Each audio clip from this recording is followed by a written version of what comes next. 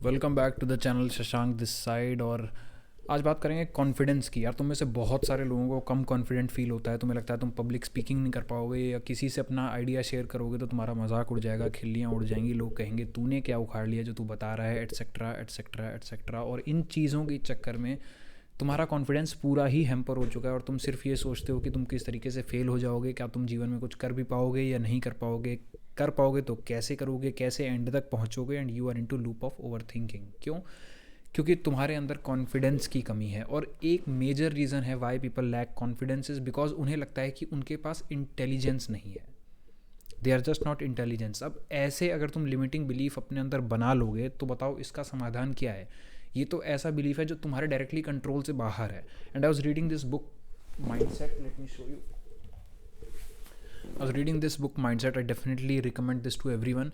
It says कि तुम्हारा mindset जो है वो ग्रोथ माइंडसेट होना चाहिए। तुम हर चीज़ को ग्रो कर सकते हो। अगर तुम स्टैग्नेट कर लोगे, अगर तुम स्टैग्नेंट फील करोगे इन चीज़ों को लेके, यार मेरे तो जीन्स में ही लिखा है कि मैं फिट नहीं हो सकता, मैं मोटा ही रहूँगा, या मेरी जीन्स में लिखा है मैं बॉडी नहीं बना सकता, ऐसा बहुत कम होता है, बहुत रेयर होता है।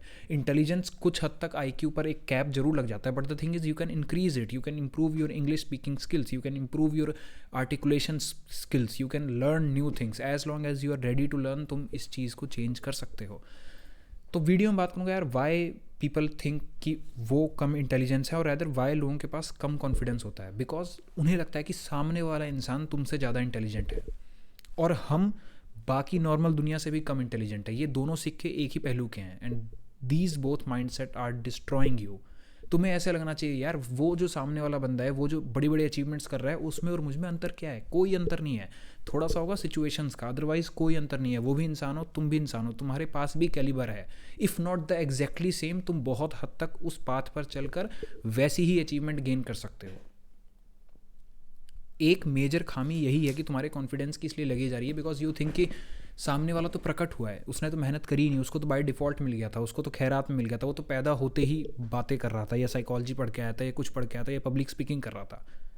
आई रिमेंबर जब मैंने पहले दिन एक पब्लिक स्पीकिंग करी थी, I was in 8th class, और मैंने सुबह की मॉर्निंग स्पीच दी थी। मेरे भाई पैर हिल रहे थे, हाथ काँप रहे थे, और मैं लाइन भी नहीं पढ़ पा रहा था। लिटरली मैंने लाइन टू लाइन फिंगर रख के ऐसे उसको रीड किया, बिकॉज मैं डिफ्रेंशिएट ही नहीं कर पा रहा था कि यार ऊपर और नीचे वाली लाइन में अंतर। एंड आज I can do public speaking very fluently. तो ये कैसे मिल गया? नहीं, एफर्ट किया इस चीज़ पर। बट सोचो अगर वो शशांक 8th क्लास का सोच लेता कि यार पब्लिक स्पीकिंग तो ऐसी ही है जो सिर्फ टॉपर बच्चों को आती है, या फिर कुछ एक टाइप के ही बच्चे कर सकते हैं, तो मैं तो कभी सीख ही नहीं पाता। बट ये माइंडसेट ही नहीं था, और मैंने कभी दूसरे को अपने से इंटेलिजेंट नहीं समझा। ये नार्सिसिज्म नहीं है, ये ईगो नहीं बोलती। ये बोलती है कि यार मैं भी बेहतर चीज़ें डिजर्व करता हूँ। ईगो और नार्सिज्म कब आ जाता है? तब जब तुम अपने आगे किसी को कुछ समझते ही नहीं। मैं ये नहीं कह रहा, बट यार अपने को नीचा तो मत रखो कि दुनिया में कुछ स्पेशल है। तुम तो पैदा ही बेवकूफ़ हुए थे, तुम तो पैदा ही बुद्धू हुए थे, तुम्हारा तो दिमाग ही नहीं चलता, तुमसे तो याद ही नहीं होता। भाई किसी भी चीज़ पे टाइम और एनर्जी दोगे तो तुम कर लोगे, तुम कर लोगे। मैंने 13 गाने बनाए अपने कॉलेज में। मुझे रैप का आर भी नहीं आता था, मुझे म्यूज़िक का एम भी नहीं आता था। आज आई एम मेकिंग म्यूज़िक, मेरा अपना ई कॉमर्स का काम है। And then I rap also. Shashank this side music पर जाके तुम रैप सुन सकते हो, शौक है मेरा। तो कैसे हुआ भाई? अगर नहीं आता था तो कभी तो सीखोगे ना, और ऐसे ही आता है। As long as you keep thinking कि सामने वाले इंसान को मिल गया है, कि सामने वाले इंसान को बस आता है, समहाउ उसने सीख लिया। नहीं भाई, सब ने घंटे डिवोट किए हैं। किसी को जल्दी ज़रूर आ गया होगा, लेकिन the thing is if you keep on there, if you keep yourself stick to that path, तुम्हें भी वो चीज़ आ जाएगी। देयर इज़ नथिंग ऐसा जो तुम्हारे पास नहीं है और उनके पास है, जिससे उन्हें वो चीज़ें मिल गई। अगर तुम्हारे पास रिसोर्सेज नहीं है तो कोई बात नहीं, छोटे से स्टार्ट करो। द थिंग इज़ कि it should not be any excuse कि तुम्हारी इंटेलिजेंस लोगों से कम है और लोगों की इंटेलिजेंस ज़्यादा है। बहुत ज़्यादा लोगों के साथ ये होता है। एक तो वो सोचते हैं कि मुझे दुनिया से कम आता है, ऊपर से सोचते हैं कि दुनिया को मुझसे बहुत ही ज़्यादा आता है। द थिंग इज़ भाई सारे कन्फ्यूज़ हैं। जिसका तुम्हें दिख रहा है ना, जो सॉर्टेड है, उसके भी जीवन में समस्याएं हैं। कोई इधर बॉर्न हैप्पी नहीं हुआ है। हैप्पीनेस तभी मैं कहता हूँ एक चॉइस है। स्पेशली मुझे अब रियलाइज़ होता है, लाइक 1.5 साल के एक्सटेंसिव मेडिटेशन के बाद आई कम टू दिस रियलाइजेशन कि happiness is actually a choice. नहीं तो दिक्कतें तो सबकी लाइफ में है ना, समस्या और 24 घंटे सबको बराबर मिले हैं। बस किसी की समस्या का लेवल ज़्यादा होगा, किसी का कम होगा। बट द थिंग इज समस्याएं सबके पास है, and you have to choose happiness. तो अगर तुम ऐसा एक फाउंडेशनल बिलीफ तैयार कर चुके हो कि मुझे तो आता ही नहीं, मैं तो कर ही नहीं सकता, दुनिया को कुछ अलग ही मिला है, मेरी तो इंटेलिजेंस कम है, ये दुनिया की इंटेलिजेंस बहुत ज़्यादा है।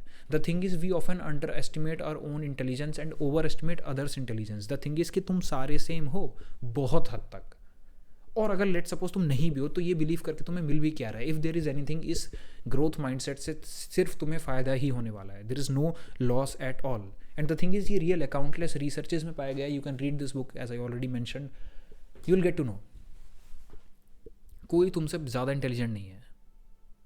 तुम लोगों को पेडेस्टल पे बैठा के रखो कि उन्हें कुछ ज़्यादा ही पता है. डेफिनेटली एक एक्सपीरियंस की बात अलग है, मैं तुमसे आइडियाज़ शेयर कर रहा हूँ, ये मेरे लाइफ के थ्रू, एक्सपीरियंसेस के थ्रू आ रहा है, तुम इससे रिलेट कर पाते होगे, मानता हूँ. बट कभी भी ऐसा नहीं है कि यार तुम ये चीज़ें नहीं कर सकते, तुम बुक पढ़ के आइडियाज़ नहीं शेयर कर सकते, तुम अपनी ओन एनालिटिकल स्किल्स नहीं बढ़ा सकते. You can definitely do that, you can learn from here, you can go on your own skill, और तुम भी ऐसे कर सकते हो. This is very normal. तो कभी भी ये मत कहो कि यार तुम्हें किसी से कम आता है या किसी को तुमसे बहुत ही ज़्यादा आता है, जस्ट कॉज वो बस है, तुम बाय डिफ़ॉल्ट ही भोंदू पैदा हुए हो, बुद्धू पैदा हुए हो. ऐसा नहीं है. With effort you can change any thing and every thing, literally. So effort से मत कतराओ और ऐसे लिमिटिंग बिलीव्स मत बनाओ, क्योंकि ये तुम्हारे कॉन्फिडेंस को हैम्पर कर रहे हैं. और सच बताऊं भाई, लाइफ में कॉन्फिडेंस की इतनी ज़्यादा ज़रूरत है, इतनी ज़्यादा ज़रूरत है, क्योंकि कोई तुम्हें यहाँ पर भाई थाली में ला के देगा नहीं. You have to get it, और you have to get it के लिए सबसे पहला बिलीफ अपने अंदर से आना चाहिए कि मैं ले सकता हूँ, मैं डिजर्व करता हूँ, आई डिजर्व दी बेस्ट. अगर यही नहीं आएगा क्योंकि तुम्हें लगता है कि तुम बेवकूफ़ हो या फिर दुनिया एक्स्ट्रा इंटेलिजेंट है, तो how will you move on that journey?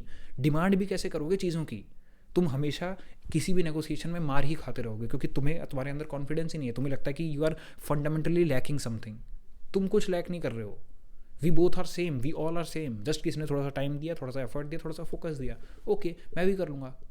Systems बनाऊँगा, प्लान्स बनाऊँगा, उसको फॉलो करूँगा, और मे बी उन सारे लोगों से बहुत अच्छा कर लो. ये दिमाग से थॉट निकाल दो कि लोगों की इंटेलिजेंस तुमसे बहुत ज़्यादा है. द थिंग इज़, वो सारे तुम्हारी तरह ही हैं.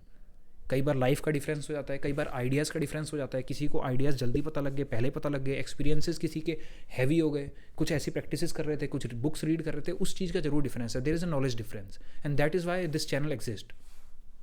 बिकॉज आई रिमेंबर मेरे नॉलेज में बहुत सारे गैप्स थे, and which led me to complete like help position in my life. और उसके बाद मैंने चीज़ें पढ़ना शुरू किया, साइकोलॉजी पढ़ना शुरू किया, लाइफ के बारे में समझना शुरू किया, स्पिरिचुअलिटी के बारे में समझना शुरू किया. And then I came to know, okay man, knowledge is important, because what you don't know, you don't know. जो तुम्हें पता ही नहीं वो तुम्हें पता ही नहीं. 2 साल पहले एक बंदे ने मुझे इतने अच्छे तरीके से एक बहुत बेसिक सी चीज़ समझाई थी, दैट ब्ल्यू माई माइंड कि ओके हमें तो बहुत सारी चीज़ें नहीं पता. एंड सिमिलरली, तो ज़्यादा से ज़्यादा नॉलेज का डिफरेंस है. तुम समय दोगे, नॉलेज दोगे, थिंकिंग लगाओगे सही दिशा में, सही डायरेक्शन में, सही अमाउंट ऑफ टाइम के लिए, तो तुम भी वहाँ पर पहुँच जाओगे. This mindset is ruining your confidence कि भाई लोगों को तो बहुत ज़्यादा आता है, मैं तो कभी कर ही नहीं पाऊंगा. भाई कभी तो शुरू करोगे, ऐसे तो तुम कुछ भी नहीं कर पाओगे. और लाइफ में हर चीज़ कॉन्फिडेंस से ही मिलेगी. तुम किसी भी इंटरव्यू में हो, तुम किसी भी लाइफ के फेज़ में हो, तुम अपने आप को नंबर देते हो. लोग तुम्हें नंबर नहीं देते, तुम अपने आप को नंबर देते हो. You get what you deserve. So this was the idea. Hopefully you liked this, hopefully you gained 1% clarity. Let this be the self help video जिसको तुम एक्चुअली इम्प्लाई करो. तो कल से सोचना बंद करो जब भी तुम बाहर जाते हो कि यार इस बंदे को तो बहुत ज़्यादा आता है, इसको तो बहुत ज़्यादा आता है, मुझे तो कुछ आता ही नहीं है. नहीं, ऐसा कुछ नहीं है. तुम सब कर सकते हो इफ़ यू वांट. अगर तुम कॉन्शियसली एफर्ट डालोगे, सब कर दोगे. Thank you for watching. Shashank this side, and subscribe to channel for more such ideas. Like the video if you like the idea, dislike if you dislike it. Thank you.